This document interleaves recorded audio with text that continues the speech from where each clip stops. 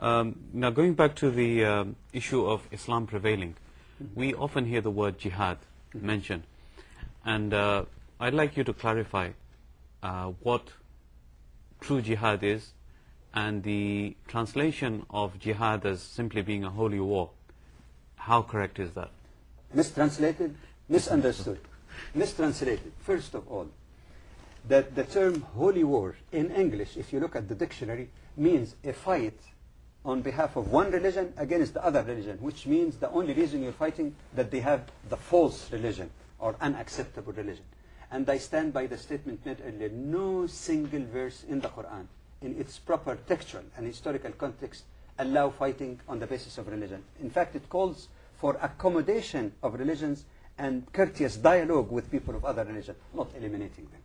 So that the term holy war is totally out. Number two, historically speaking, we know that the term holy war was not invented by Muslims. It's an English term that was invented in Europe and actually referred to fighting against infidel Muslims, quote unquote, and sometimes fighting against untrue Christians when the religious wars also broke.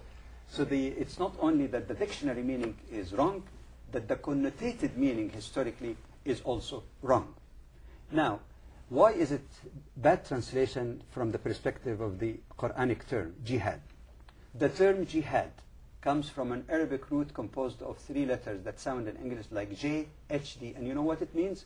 It means to exert maximum effort or to strive. I'll come to the various meaning of that. To strive. You know that this is the identical root from which the legal term in Islam, ijtihad, jihad, ijtihad. And you know what ijtihad is? Exertion of the maximum effort on the part of a scholar to come up with a solution that is not mentioned in the scriptures, but a new problem like stem cell research, in vitro fertilization, you name it. So the scholar exerts intellectual effort to understand the spirit of Sharia or Islamic law to come up with a solution to this problem. Number one. Number two, we don't have to go too far. Take the textual context. If you go to the Quran, you find that the term jihad and the various derivatives that come from the same root are used in at least three basic meanings: spiritual, social, and battlefield. The spiritual meaning, oftentimes the Quran and also the hadith of the Prophet Muhammad, peace be upon him, speak about jihadun nafs, that is to wage jihad or struggle against evil within oneself. That's a spiritual jihad, self-purification. That's one jihad. Second, the exact term is used in the Quran also to refer to social function like caring for the poor and needy. And the Quran uses the term jahadu bi amwalihim, made jihad with their money in the context of giving the charity to the poor and needy in society. There is jihad for the sake of truth, by argument, by presenting your argument courteously. In chapter 25 in the Quran, and I think it's probably verse 52, it tells the Prophet, say, make jihad with the Quran. Quran is not a weapon. Make jihad with the Quran means make jihad with the truth maintained in the Quran in the context of dialogue with those who denied God among the idolatrous Arabs. Thirdly, yes, the Quran also speaks about jihad in the battlefield. It is only allowed in one of two conditions. Both of them are found in chapter 2, verses 190 through 194, and confirmed in other verses in the Quran.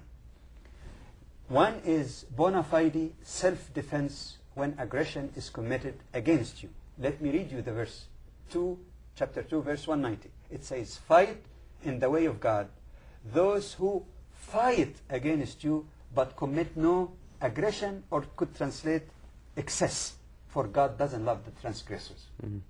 The second cause is given in the very same section. It says, fight until there is no more oppression. And actually, if you read the context of it, people who were oppressed, like Muslims, were oppressed in Mecca and driven away from their homes because of that persecution. There is no third reason whatsoever in the Quran. I stand corrected, and I'd be willing to pay $1 million if somebody shows me a single verse in the Quran, single verse, in its proper historical and textual context that gives a third reason for fighting except for these two, against aggression or oppression. But even then, the Prophet, peace be upon him, has given very strict instructions of the conduct on the battlefield. He says you don't hurt women, children, old people, clergy who are minding the religious function, civilians, as we call them today, who are minding their farms, and not meaning non-combatants, people who do not represent danger to you.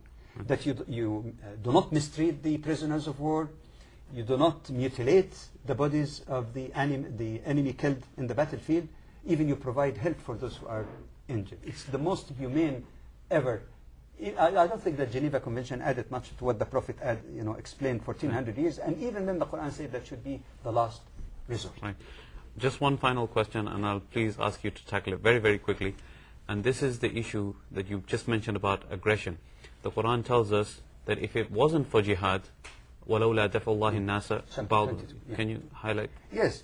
Actually, the Quran gives first of all, the preference is definitely for peace, because peace, like I say, is in the name of Islam. It's a theological term, in the objective of Sharia. But we are living in less than perfect world. So always that has to be the last resort. And the Quran in chapter 8 actually say that even in the middle of the battlefield, if there is inclination towards honorable and just peace, you should go for it. It's not just crushing and killing as many people. No, it's like inevitable evil, you might say, and only to the extent needed to restore justice and defend your legitimate right. But the Quran, like you rightfully said, also gave the reason why jihad in the battlefield could not be excluded from the broader meaning of jihad.